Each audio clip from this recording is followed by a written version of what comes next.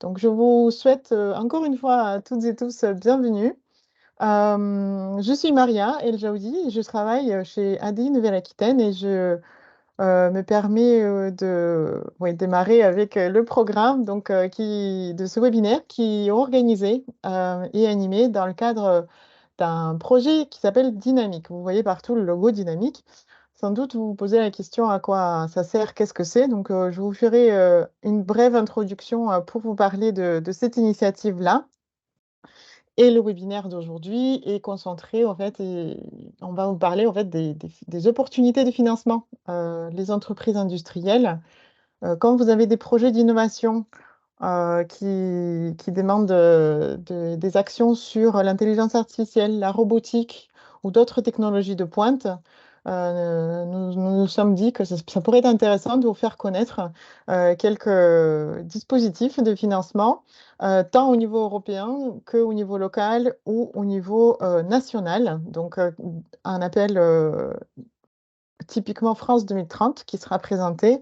Donc, vous avez le programme qui est très riche. Donc, on va passer un peu rapidement de cette matinée avec vos questions que vous pouvez poser dans le chat et auxquelles soit je répondrai directement dans le chat, soit au fil de l'eau ou à la fin, on vous réserve une session questions-réponses plutôt à la fin de la présentation. Nous bénéficions aujourd'hui nous avons l'honneur d'avoir une entreprise qui témoignera de son expérience de participation à un financement au niveau européen.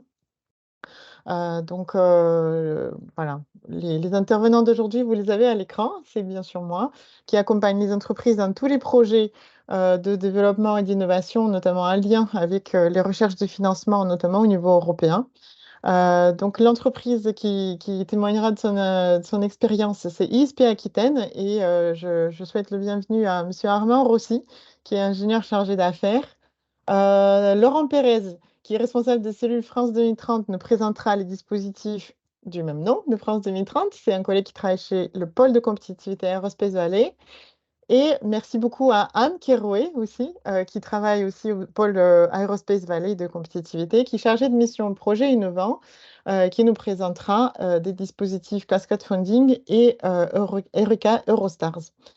Bien sûr, on a choisi de vous parler de ces dispositifs-là aujourd'hui en priorité, mais ce n'est pas du tout une liste limitative. Il existe un pléthore d'autres dispositifs. Parce qu'on s'était dit que peut-être ces programmes sont à tort, peut-être moins connus par les entreprises régionales, et donc on vous donne accès aussi à ces informations, on vous sensibilise par rapport à l'existence de ces dispositifs-là. Mais tout d'abord, sans tarder, rentrons dans le détail. Pourquoi nous sommes là aujourd'hui?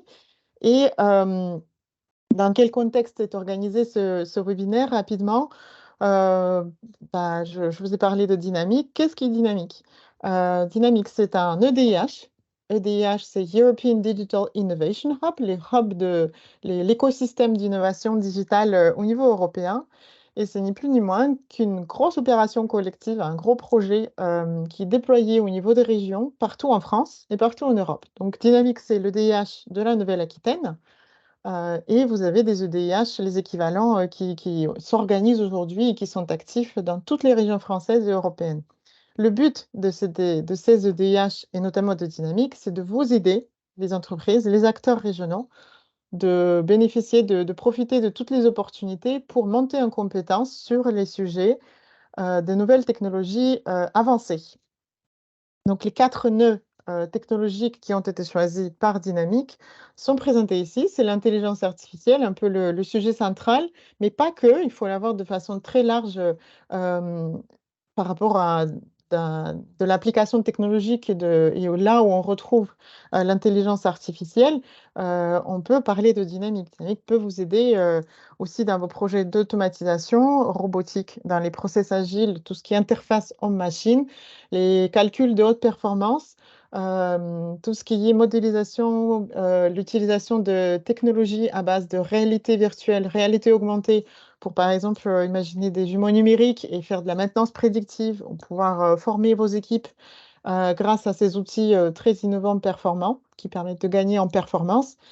et tout ce qui est Internet des objets, les capteurs et l'exploitation des data issues de ces capteurs-là. Comment est-ce que j'améliore aussi le fonctionnement de mes capteurs? Comment est-ce que j'améliore l'interprétation des données et comment est-ce que je valorise mieux aussi toute la data que je suis susceptible de collecter dans mon entreprise, bien sûr pour un objectif de vous faire gagner en performance, en productivité, gagner du temps et vous rendre à un niveau plus innovant aussi. Avec un axe transversal de cet écosystème et de ce projet qui est le numérique, l'intelligence artificielle de confiance et éthique, avec la réglementation européenne qui va changer et qui va se déployer progressivement à partir de l'année prochaine. Alors, Dynamique, au sein de Dynamique, donc je vous ai parlé d'une opération collective. Elle est menée par 13 partenaires qui sont finalement très complémentaires. Donc, vous avez ADI, l'Agence de développement et d'innovation de la région Nouvelle-Aquitaine.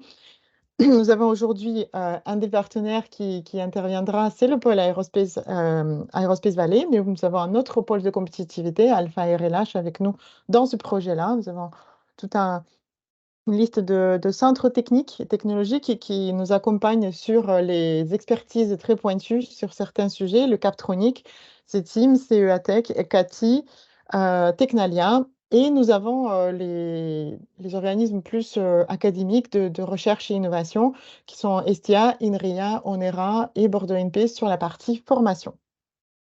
Donc dynamique, je vous ai présenté un peu les mots-clés, les domaines technologiques, je vous ai présenté les acteurs, voilà, vous avez des compétences, vous avez accès à des technologies. Comment est-ce que ça se passe concrètement? Vous êtes aujourd'hui une entreprise, vous avez vu peut-être un mot-clé qui vous interpellait, ou tous.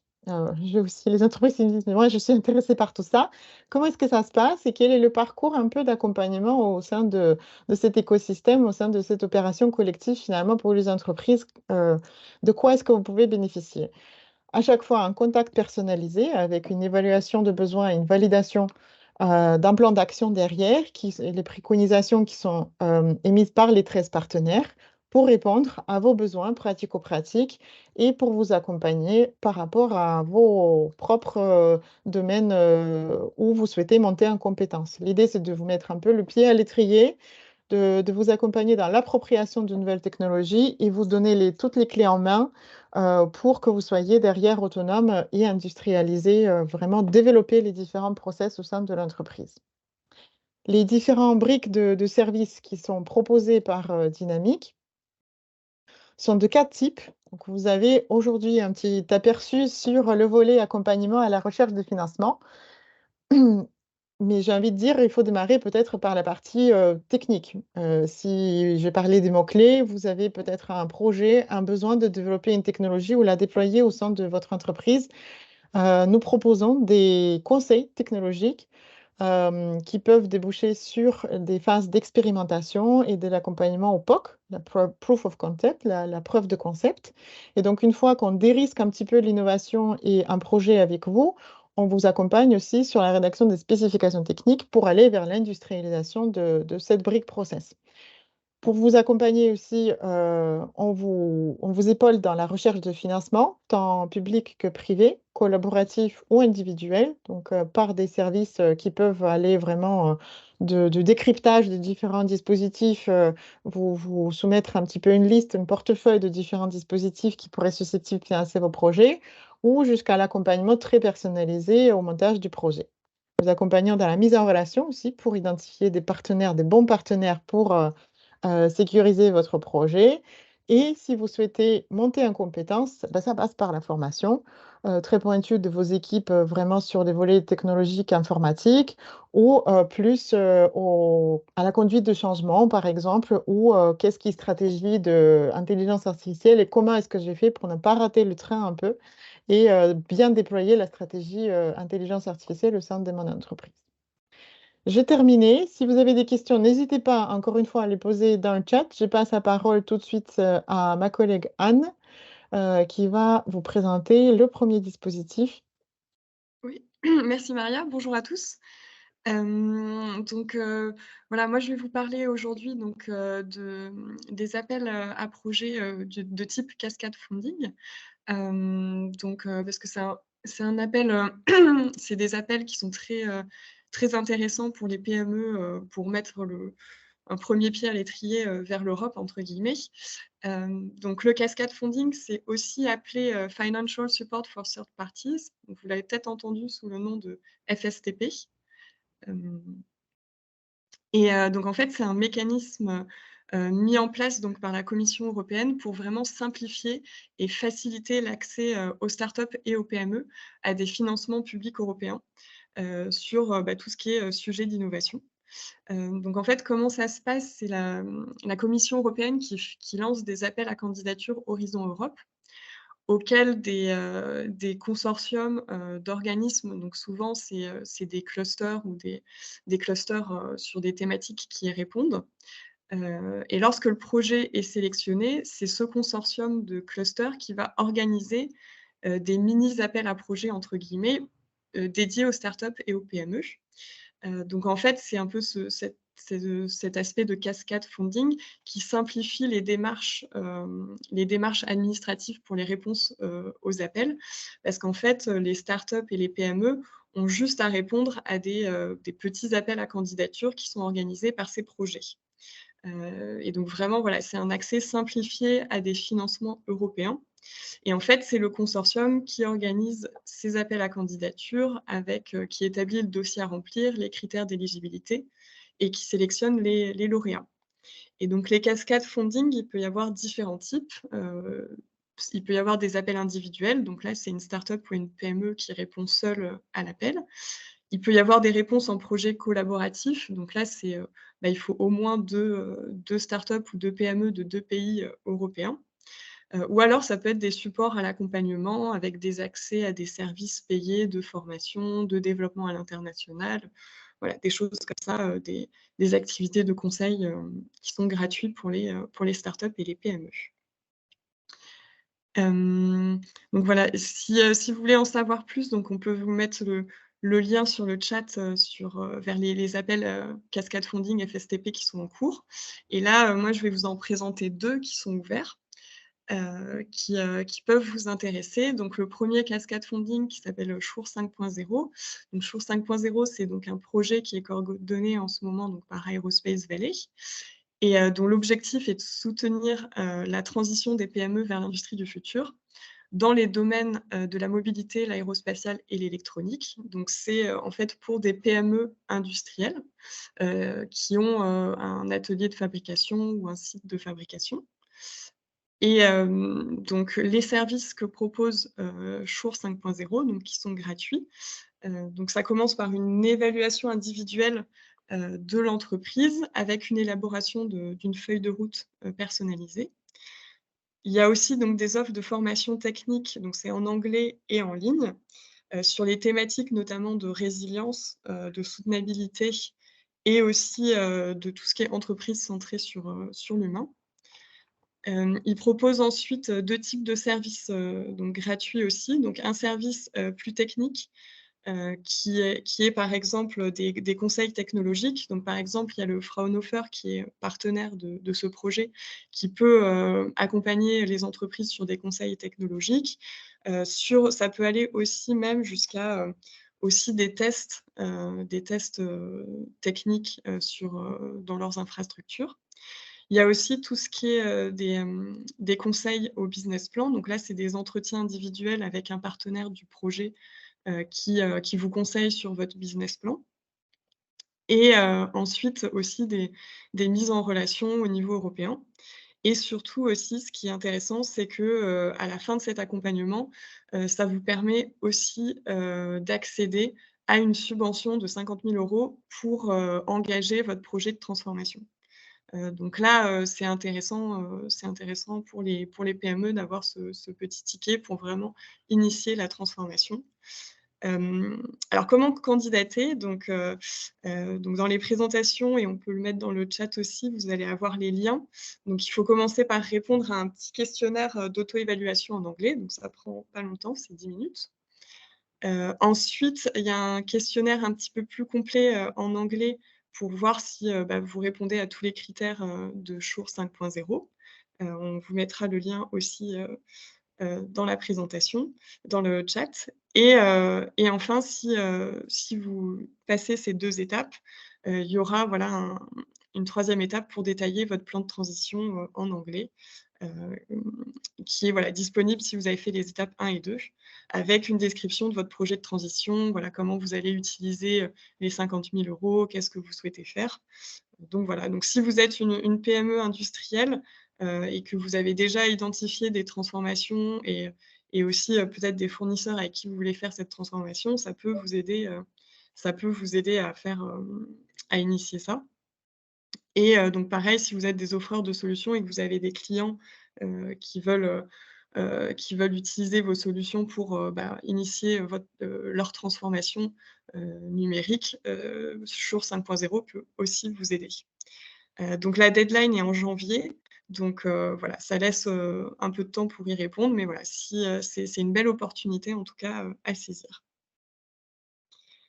Et voilà, peut-être une dernière information sur ce programme aussi, c'est que voilà, la durée de tous ces services est de en gros, ça dure 10 mois, environ. Anne, j'ai Voilà. peut-être une Ouais, question ou 2 même, comme ça peut-être, répondra à des questions de ceux qui sont dans la salle aussi. Je vois la deuxième étape, répondre à un questionnaire technique en anglais, 3 heures. Est-ce que c'est vraiment ouais. une grosse évaluation du coup qui dure une bonne demi-journée, quoi? Oui, c'est ça, alors c'est un peu surestimé, mais voilà, c'est un questionnaire qui pose quand même plusieurs, questions sur, l'entreprise, ses domaines d'activité, voilà, c'est assez détaillé. Il y a des questions un petit peu sur le business plan aussi, sur les services que l'entreprise fait pour, voilà, pour au mieux après, l'accompagner dans les services gratuits. Donc voilà, faut compter 3 heures pour remplir ce questionnaire, en gros, au maximum, quoi. Et une deuxième question, est-ce que nous, dans le cadre de Dynamique, on peut accompagner ou aider les entreprises à préparer, tous les éléments pour bien, répondre à ce questionnaire? Oui, tout à fait. Oui, oui, ça c'est un service dynamique, qu'on propose aussi. On peut accompagner donc les entreprises, à candidater, à bien vérifier, qu'elles sont éligibles, à vérifier, que, leur plan, enfin leur plan de transformation ou ce qu'ils souhaitent faire dans le cadre de Shure 5.0 est éligible aussi, et on peut les aider dans tout ce qui est, réponse au questionnaire et montage, du projet et réponse au à l'appel, oui, tout à fait, ouais. J'ai peut-être une dernière question, parce que la subvention, elle vient qu'à la fin un peu de ce parcours d'accompagnement, dans le cadre de Shure 5.0.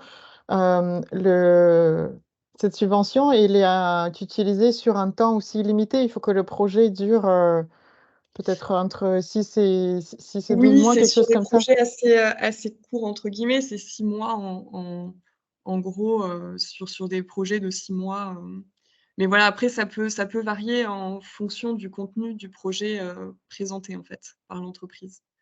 Mais effectivement, il faut compter en moyenne, 6 mois, ouais. Moi, je n'ai plus de questions. Je ne sais pas si vous avez des questions? Mais on n'a pas de questions, dans le chat, en tout cas, donc je te laisse D'accord. Bon, poursuivre, Anne. je pourrais Merci. répondre à la fin si jamais il y a de nouvelles questions dessus. Donc un autre, cascade funding, qui nous semblait pertinent de présenter aujourd'hui aussi, qui est, donc lancé par AIBC Euroclusters, donc qui est, un projet, regroupant 6 clusters, européens, qui s'appelle Digitalization Services and Product Development. Et donc c'est aussi un cascade funding, du même type que présenté précédemment, mais cette fois donc qui permet de financer des PME à hauteur de 15 000 €, donc pour plusieurs, types de projets. Donc ça, c'est, aussi un projet individuel, donc les entreprises peuvent, candidater, en individuel. Par exemple, donc le premier type de projet, donc si vous êtes un offreur, de solutions et que vous voulez développer votre offre de produits, de services, liés à l'IA et à la blockchain, dans les secteurs, de l'industrie, de la mobilité, de la logistique et de l'énergie, vous pouvez, postuler à cet appel. Et le deuxième type, c'est, vous êtes une PME, européenne industrielle, et vous souhaitez accélérer votre développement en utilisant et en adoptant des technologies d'IA et de blockchain. Et là aussi, c'est possible de candidater à cet appel. Donc voilà, avec des activités, donc des exemples d'activités finançables, comme tout ce qui est transfert de techno, l'utilisation d'infrastructures ou de plateformes technologiques pour tester, tout ce qui est preuve de concept, donc les POC, développement de votre business model aussi, et le développement du produit ou de votre solution dans le cadre des offreurs de solutions. Dans les critères d'éligibilité, donc il faut que les activités doivent, voilà, les activités des projets doivent inclure des technologies IA et blockchain liées au secteur donc, de l'industrie, de la mobilité, de la logistique et de l'énergie. Et donc là, voilà, c'est une durée de 6 mois aussi sur ces appels-là, avec une deadline donc au 16 janvier.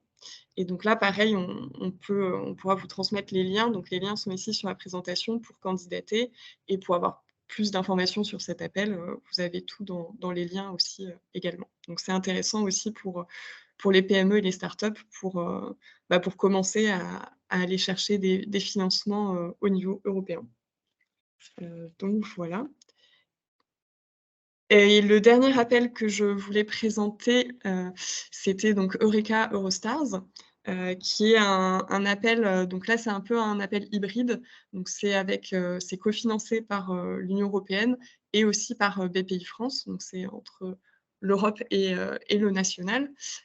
C'est un appel qui, veut soutenir en fait, donc c'est principalement des PME, mais vous verrez, c'est un petit peu plus large aussi, mais c'est principalement des PME, pour des projets, de R&D innovants, technologiques, collaboratifs. Donc il faut au moins 2 pays, 2 partenaires de 2 pays Eurostars, internationaux donc et proches du marché. Donc on est plutôt sur des TRL, élevés et en fin de projet, qui doivent, sous 2 ans, mener à une commercialisation. Donc en fait, il y a là dans cet appel-là, il n'y a pas de thématique. Donc toutes les thématiques, d'innovation sont possibles. Donc toutes les thématiques IA, robotique, de dynamique entrent, parfaitement dans cet appel. Donc pour, du civil, alors c'est vrai que je ne l'ai pas précisé pour les cascades funding, mais c'est aussi du civil, les financements européens. Et donc là aussi, c'est pour, développer un service et un produit innovant qui est rapidement commercialisable à la fin du projet. Donc dans les critères d'éligibilité, il faut des consortiums, donc c'est des projets collaboratifs, minimum 2 partenaires de 2 pays Eurostars. Alors quand je dis pays Eurostars, c'est principalement l'Europe, mais il y a aussi par exemple, donc la liste est disponible sur le site, il y a aussi le Canada qui est éligible, il y a aussi, la Suisse et il y a aussi par exemple le Royaume-Uni. Donc voilà, c'est un peu plus élargi. Le coordinateur doit être une PME. Et donc dans le projet, 50 du budget doit, bénéficier aux PME et un pays ou un partenaire ne peut pas représenter plus de 70 du budget. Sur les modalités de financement, alors là, j'ai mis les modalités seulement pour la France, sachant que les modalités de financement changent, suivant les partenaires puisque c'est le financeur du pays qui finance, ça passe par le financeur du pays, le financement. Donc nous, c'est Bpifrance pour la France avec voilà, donc là, c'est les subventions, c'est les taux d'aide maximum. Donc pour les PME, on a 40 pour les ETI, on a 30 et pour les académiques, c'est 40 avec un montant max. Alors 3 millions, c'est vraiment en théorie, mais en général, c'est quand même plus bas, ce qui est demandé. Donc voilà, donc c'est pour des projets de 36 mois avec bien sûr cette commercialisation, dans les 2 ans. Et le taux de réussite qui est intéressant à avoir en tête est de 25 mais qui est de 40 pour les lauréats quand ils redéposent pour une deuxième fois. Donc voilà, vous pouvez, redéposer plusieurs fois, à cet appel-là qui est en fait, assez récurrent, cet appel Eureka Eurostar, il y en a 2 par an, donc voilà. Et important, la prochaine deadline est le 14 mars. Donc là aussi, dans le niveau timing, si vous comptez déposer, c'est encore bon, côté deadline. Donc voilà. Et ça me permet de faire la transition donc sur notre témoignage, aujourd'hui. Donc Armand, je te passe la parole, pour témoigner sur cet appel Eureka Eurostar, nous dire un petit peu, nous présenter, ton entreprise, nous dire quelques mots sur le projet et comment ce montage de projet, quel est ton retour sur ce montage de projet et les conseils que tu peux peut-être, donner aux entreprises qui nous écoutent aujourd'hui et qui souhaitent candidater sur cet appel. Merci Yann. Oui, donc je vais vous présenter du coup un petit peu notre histoire sur ce projet. Peut-être dans un premier temps présenter un petit peu ISP Aquitaine, et le groupe, présenter un petit peu le projet qu'on a voulu, qu'on a, qu'on a présenté à Eureka Eurostar, et puis ensuite l'intérêt des différentes collaborations qu'on a pu avoir pour mener à bien ce projet. Donc, dans un premier temps, voilà, moi je suis ingénieur d'affaires pour la société ISP Aquitaine. Donc, pour ceux qui ne se connaissent pas, c'est un bureau d'études d'une vingtaine de personnes qui est basé à Pessac, à côté de Bordeaux. On est la filiale d'un groupe qui est le groupe ISP, c'est à peu près 80 personnes, 90 personnes maintenant, avec une autre filiale qui est à Vic en Bigorre, qui s'appelle ISP System, donc pas loin de Tarbes. Donc voilà, une PME de la région Nouvelle-Aquitaine, le siège est en Nouvelle-Aquitaine, qui existe depuis une vingtaine d'années, et qui est spécialisée entre autres dans le développement et la conception de machines spéciales. Ça passe par une multitude de compétences qu'on a pu mettre en pratique depuis toutes ces années, notamment donc, dans l'intégration de robots collaboratifs, robots 6 axes en tout genre, de compétences en gestion du vide, gestion de systèmes hydrauliques, aéroliques, la photonique avec des systèmes aussi optomécaniques qu'on a pu mettre en place notamment pour le CEA, pour le laser mégajoule et d'autres grands projets du CEA.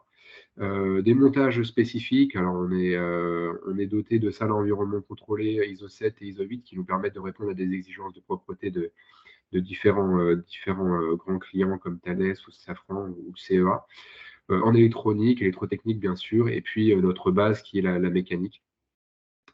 Donc voilà, donc c'est cette multitude de compétences qui nous permet de développer des machines, on va dire, innovantes, et notamment du coup un système qu'on avait l'idée de mettre en place pour des grands comptes de l'aéronautique et de la maintenance aéronautique.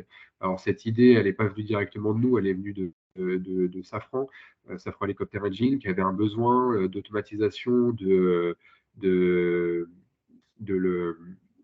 vissage et de dévissage pour des carters de moteurs d'hélicoptères. Et dans ce cadre-là, on a commencé à réaliser un avant-projet avec les équipes d'ingénieurs et de techniciens sur comment ça pouvait être mis en place, en quoi ça pouvait être intéressant, et puis nous, quel intérêt on aurait à développer un tel système, parce que ça représente un certain financement, un certain risque aussi, parce que il y a tout un tas de normes aéronautiques et de points durs techniques qui sont à relever, plus aussi un risque en termes de marché, puisque il n'était pas évident à la base qu'un tel système pouvait avoir un marché intéressant pour nous. Voilà, sachant que si on était amené à développer ce système, dans l'idéal, c'était pour le développer, c'était pour le produire, on va dire, dans une petite série.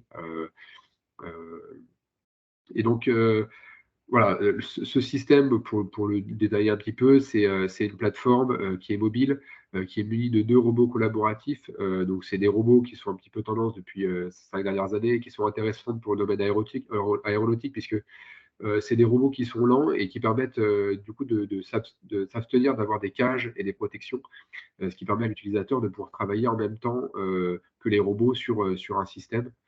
Là, aujourd'hui, ce système, c'est avant tout pour pallier à des problématiques de TMS, sachant qu'on n'a pas de grands enjeux de cadence dans l'aéronautique. Là, c'est plus des problématiques de TMS que les clients veulent enlever. Et donc, voilà, pour faire ce projet, on a eu l'idée de faire appel du coup à l'aide d'Aerospace Valley, qui nous a conseillé de postuler à la plateforme Eureka Eurostars, et aussi qui nous a indiqué des collaborateurs qui seraient susceptibles de nous accompagner sur la partie intelligence artificielle et la partie software, sur lesquelles il nous manquait des compétences.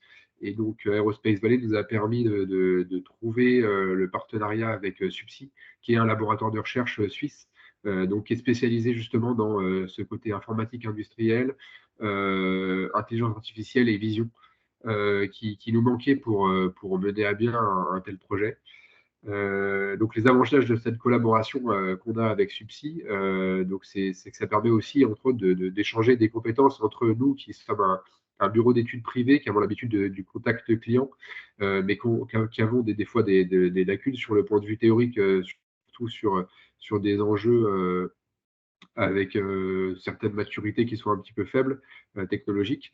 Donc ça se complète bien finalement entre le côté recherche théorique et expérimentale et le côté industrialisation, besoin client, et surtout nous sommes les seuls aussi à pouvoir proposer des compétences en termes de prospection, et c'est très demandé, c'est essentiel pour pouvoir postuler à ce type de plateforme. Et puis, bon, l'intérêt aussi des collaborations européennes, c'est que au-delà du partage de compétences, ça permet déjà de lancer le projet avec une prospection à l'échelle européenne, ce qui est un plus.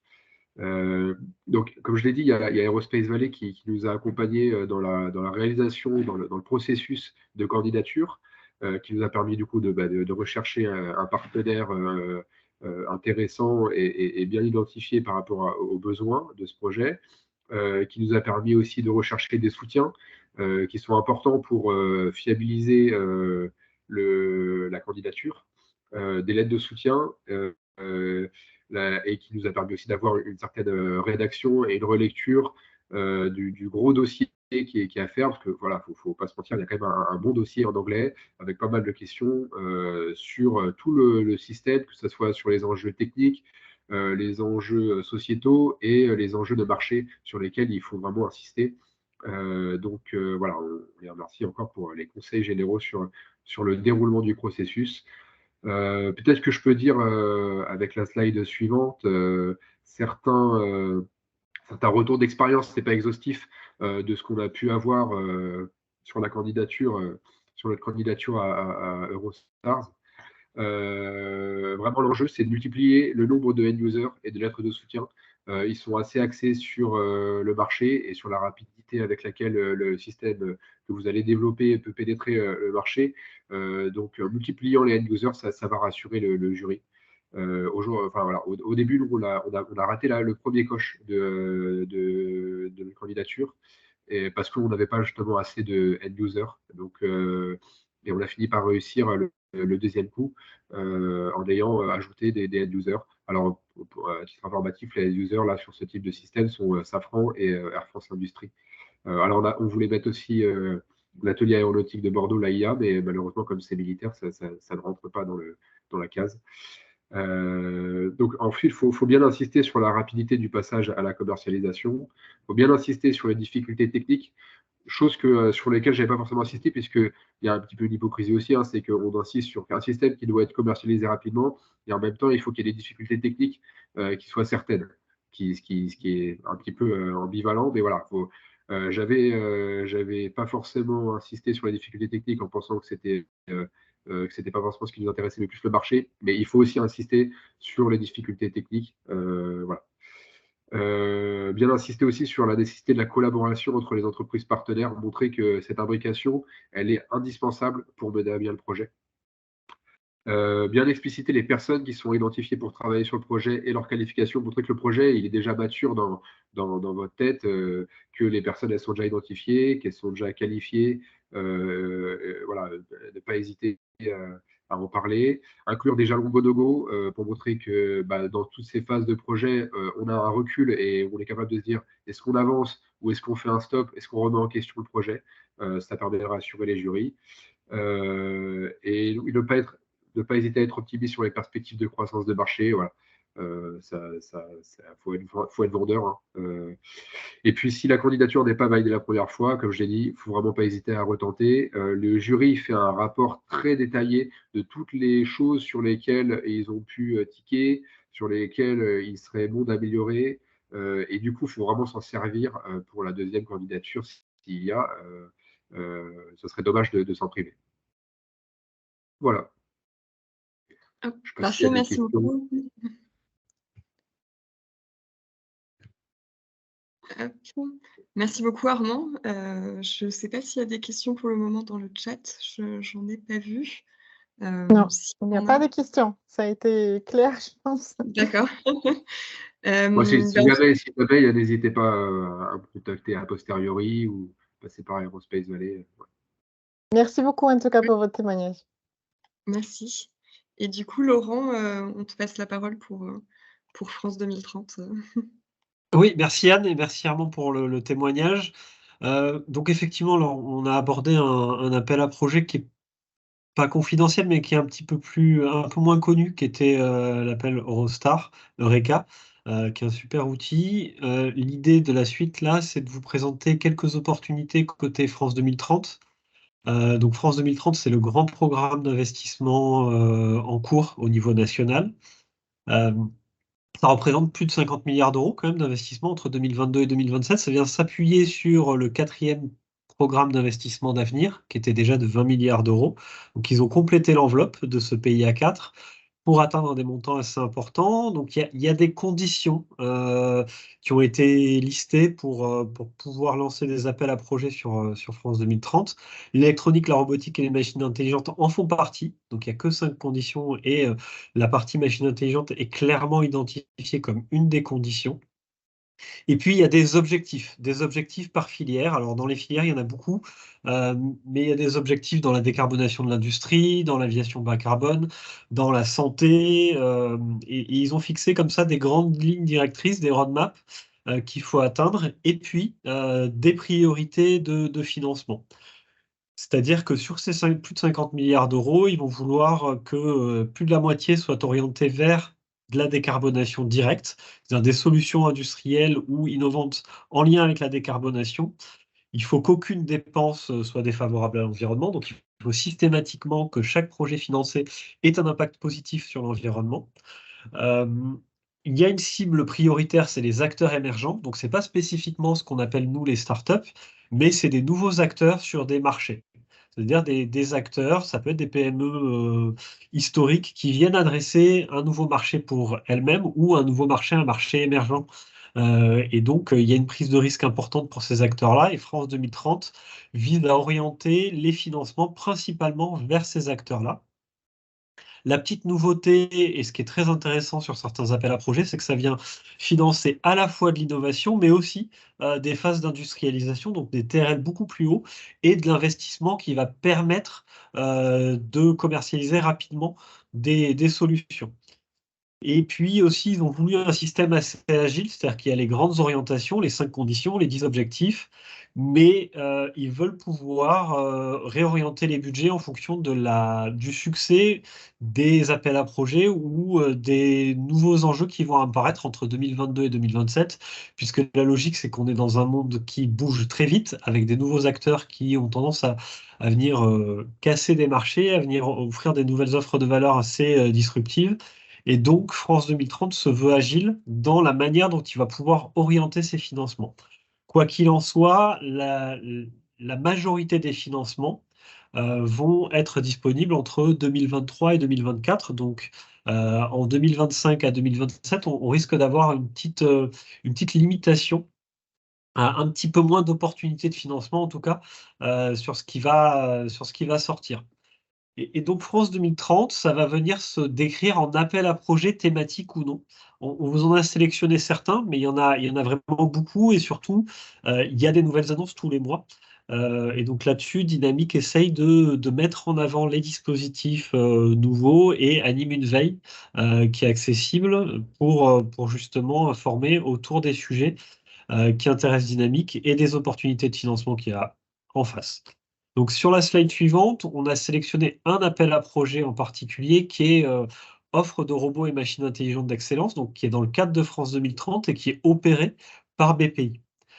Cet appel à projet-là, il a pour ambition d'accompagner des acteurs sur la chaîne de valeur des équipements robotiques depuis l'émergence, c'est-à-dire depuis des niveaux de TRL relativement bas, avec beaucoup d'innovation, jusqu'à la mise sur le marché et le positionnement des acteurs qui seraient financés en tant que leader du marché au niveau national, européen et même mondial. Et donc, il faut viser des marchés émergents et en forte croissance en lien avec la robotisation et les machines intelligentes. Il faut que le projet vienne renforcer de la souveraineté. Donc, soit on est sur des projets, soit on cible des marchés en forte croissance, soit on cible des marchés qui sont stratégiques, euh, et notamment celui de la transition énergétique et écologique. Et là, la notion de souveraineté va être très importante. Dans ce cadre-là, la typologie de projets qui sont attendus, c'est des projets qui vont intégrer à la fois de l'innovation et de l'investissement. Ça doit comporter dans le projet un développement d'une composante matérielle très innovante. Il faut pouvoir assurer les phases de développement, mais aussi la phase d'industrialisation. Euh, et ça s'adresse à des projets. En fait, on analyse la notion de machine intelligente au sens large, c'est-à-dire que tout ce qui va être drone, imprimante 3D, machine à commande numérique, équipement robotique à proprement parler, de la robotique humanoïde à la robotique industrielle, les cobots, les robots de service vont être éligibles. Donc, tous les projets de développement de ces solutions-là sont éligibles et il faut aboutir en fin de projet à quelque chose qui est commercialisable. Et donc, tous les investissements industriels qui vont être nécessaires à l'émergence d'un acteur industriel et l'industrialisation de la solution sont éligibles. On peut présenter des projets seuls ou en collaboration. Et donc là, en fonction du type de consortium, les budgets attendus ne sont pas les mêmes. Il faut être capable de présenter un budget avec une assiette de dépenses éligible au moins de 1 million d'euros si on est tout seul et au moins de 4 millions d'euros si on est à plusieurs. Donc c'est quand même des projets très structurants. Et il faut impliquer à minima une PME ou une ETI dans le projet. Donc c'est là encore, la cible prioritaire, c'est les acteurs émergents. On est sur un appel à projet qui est ouvert. Il va y avoir 2 relèves. Il y en a une qui arrive rapidement, c'est le 25 janvier. Et puis la dernière relève de cet appel à projet sera le 25 juin. Ce qu'il faut savoir sur France 2030, pour en tout cas les projets qui sont opérés par BPI France, la plupart du temps, le format de candidature est simplifié le plus possible. C'est-à-dire qu'il faut fournir des éléments financiers par rapport à votre entreprise, des éléments financiers par rapport à votre projet. Et sur la description de votre projet, c'est un PowerPoint d'une trentaine de slides qui décrivent l'ensemble de votre projet. Si vous êtes sélectionné sur la base de ces slides-là, vous allez être face à un jury pour défendre votre projet à l'oral. Donc, vous êtes auditionné. Il y a des experts qui vont venir vous challenger sur votre projet. Et suite à cette expertise-là, si vous passez la deuxième étape, vous serez invité à proposer un dossier plus complet.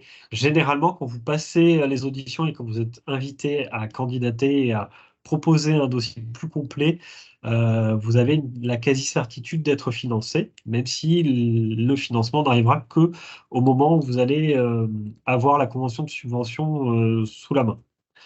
En termes de modalités de financement, ça va dépendre de la taille de votre entreprise et de la typologie de votre projet. Tout ce qui va être dépenses de R&D, on va plutôt être sur des taux de financement autour des 50%. Donc ça dépend de la taille de l'entreprise, du niveau de maturité. Et tout ce qui va être phase de développement industriel et d'investissement dans l'unité de production, on est sur des taux de financement plus bas. Et généralement, on est sur un mix entre de l'avance remboursable et la subvention qui va là dépendre aussi de la typologie du projet et de la typologie des acteurs à faire financer. À ce jour, on n'a pas forcément de rétex sur cet appel à projet parce qu'il y a eu une première vague de relève qui est en cours d'instruction. Il y a des entreprises qui ont été invitées à pitcher, donc on a déjà quelques éléments en off sur les entreprises qui vont pouvoir défendre leur projet à l'oral, mais on n'a pas d'éléments très tangibles sur le taux de réussite, la typologie des projets qui vont être financés à la fin, etc. Ça reste un outil très puissant puisqu'il va de l'innovation jusqu'à l'investissement industriel et sur ces sujets-là importants pour nos différentes filières que sont l'offre de robots et une machine intelligente. Il y a d'autres dispositifs de financement. Donc, Anne, tu peux passer à la planche suivante. Notamment, donc là, on en a choisi un qui a une dernière relève qui arrive courant janvier sur tout ce qui va être IA embarqué. Laurent, Donc, excuse-moi, je me permets juste une petite question dans le chat. Oui, je la lis rapidement. Après, voilà, si la personne souhaite commenter un petit peu, parce que peut-être c'est pas très clair. Alors, pour les entreprises qui ne sont pas PME, Hmm. type end users de plus de 20 000 personnes, nous ne pouvons pas candidater sur des projets communs seulement via les PME et startups partenaires, point d'interrogation. Où doit-on se situer en tant que grand groupe dans le dossier pour la demande de financement? Donc moi, je comprends, voilà, qui doit porter le projet si nous avons affaire à un grand groupe. Dans un projet collaboratif, si vous avez une PME dans votre consortium, vous pouvez être porteur. Maintenant, il faut quand même être capable d'argumenter pour l'ensemble des acteurs quel va être le plan d'exploitation associé au résultat du projet. Donc il faut que la PME, parce qu'ils vont regarder attentivement ce point-là, argumente sur comment elle va commercialiser, au-delà du consortium ou pas. Et le consortium, partenaire par partenaire, va devoir argumenter sur l'impact en termes d'emploi et de chiffre d'affaires sur le territoire national. Donc là où ils vont être attentifs pour les grands groupes, c'est l'impact en termes de création d'emplois pérennes sur le territoire national. Donc si vous êtes un grand groupe européen ou international, il faut vraiment argumenter sur le développement de la partie française du projet. L'impact que va avoir le projet sur le développement de la partie française. Mais à partir du moment où vous avez une PME dans le consortium, vous pouvez y aller. Vous pouvez être porteur du projet. C'est pas la priorité de BPI dans le cahier des charges, mais vous n'êtes pas inéligible. Donc vous pouvez quand même candidater de cette manière-là. Mais un grand groupe seul ne peut pas porter projet à la Pas hauteur sur d'un ce, mille. alors sur ce dispositif, dans la mesure où il faut à minima une PME, une ETI, je pense que ça va assez vite coincer. On peut déminer ce point-là, donc les différentes parties prenantes de dynamique peuvent échanger avec les financeurs, donc on peut voir au cas par cas, ça dépend quel type de grand groupe, ça dépend de beaucoup de choses, parce que ce point-là reste flou dans le cahier des charges. Donc on peut aller déminer ce point-là au cas par cas, mais il nous faut le cas précis, et il faut pouvoir qu'on s'appuie sur ce cas précis-là. Et chaque entité a les moyens d'aller voir justement BPI France pour déverminer cette question-là, sachant que s'il n'y a pas d'acteurs émergents, de toute façon, ça va devenir compliqué d'être un grand groupe sans acteur émergent, sans être pour autant un acteur émergent sur ce type de dispositif-là. Il y aura peut-être d'autres projets qui vont être priorisés. Et c'est là où ça va être intéressant de voir justement comment la première relève ressort en termes de projets financés, parce qu'on sait qu'il y a des grands groupes qui se sont positionnés sur l'appel à projet, et donc là, BPI France aura aussi une meilleure vision de comment les projets ont été instruits, parce que BPI France se positionne en tant que euh, opérateur du dispositif, mais n'instruit pas et n'évalue pas les projets tout seul. Il faut appel, dans un premier temps, à un panel d'experts, et puis dans un deuxième temps, il y a un certain nombre de parties prenantes pilotées au niveau de la DGE et du cabinet interministériel pour justement réorienter, prioriser et regarder en fonction de l'impact et des stratégies de chaque entreprise, quelle entreprise va être financée en priorité. Et donc le premier batch de projets là, qui sont en train d'être dans la moulinette va nous apporter beaucoup d'enseignements sur la partie stratégie ministérielle autour de cet appel à projet. Très bien, c'est clair pour moi. J'espère que vous aussi. En tout cas, j'ai bien interprété la question et j'espère qu'on voilà, on a répondu très clair. Merci beaucoup, Parfait. Laurent. Super. Alors là, l'idée, c'est de passer juste peut-être un petit peu plus rapidement sur ces dispositifs-là. Alors là, déjà, la deadline est plus courte, mais ça reste réalisable. On est encore une fois sur du France 2030, donc les règles de soumission vont être les mêmes. Candidature simplifiée sous la forme de PowerPoint, avec des projets quand même relativement structurants, entre 2 et 4 millions d'euros si on est seul ou à plusieurs. Là, sur cet appel à projet-là, intelligence artificielle embarquée, ils attendent deux types de projets un peu différents. Il y a des projets de démonstration. Donc les projets de démonstration, doit y aller, on doit y aller à plusieurs. C'est forcément du collaboratif et c'est sur des TRL relativement élevés en fin de projet, entre 6 et 8. Et après, il y a les projets en maturation. Donc là, on attend des projets où on est plus sur un mix entre de la création de connaissances nouvelles et des nouvelles solutions plus industrialisables en fin de projet, avec des premiers POC qui sont générés à la fin. Et là, on peut être seul ou à plusieurs. Encore une fois, il faut qu'il y ait au moins une PME et une ETI. On est sur des projets qui peuvent être un peu plus longs, mais on est sur des projets qui vont être uniquement autour de l'innovation. Là, on ne va pas avoir d'opportunité directement de financer de l'investissement industriel. On est vraiment sur de la R&D ou de la R&T. Et donc, encore une fois, c'est du mix entre de la subvention et de l'avance remboursable. Et selon la typologie des projets, et selon la typologie des entreprises, les modalités d'accompagnement vont être différentes. Donc ça, c'est un appel à projet. Et c'était juste pour illustrer encore ça au niveau France 2030. Vous avez dans tous les cas, si jamais il n'existe pas dans tout le panel des dispositifs existants, quelque chose qui s'adresse à votre projet que vous avez dans les tuyaux, il y a un appel à projet générique, ou en tout cas athématique, qui s'appelle le IDEMO. Et donc le IDEMO, il va financer tout type de projet, sous réserve qu'il n'y ait pas un appel à projet thématique existant côté France 2030. Et les grandes règles de candidature, donc il y a plusieurs relèves par an, ils le renouvelaient tous les ans. Donc là, il y a des appels jusqu'au 16 juillet 2024 et en général, en juillet, republie un nouvel appel qui ira jusqu'en juillet 2025 avec des relèves successives. Il faut pouvoir justifier que les résultats du projet vont apporter aux partenaires ou aux candidats seuls une solution qui va lui permettre de se positionner en tant que leader sur un marché qui est fortement compétitif, qui est aussi très porteur. Il faut impliquer aussi également une PME. On ne peut pas être plus de 6 partenaires parce qu'on estime qu'au-delà, ça devient compliqué, ça devient des projets un peu usine à gaz. Et puis, on est sur des projets assez structurants. Il faut être à plus de 4 millions d'euros si on est sur des projets collaboratifs avec des règles de financement qui vont varier en fonction de la typologie des projets et la typologie des acteurs. Voilà, j'ai fait court pour laisser du temps aux questions s'il y en avait.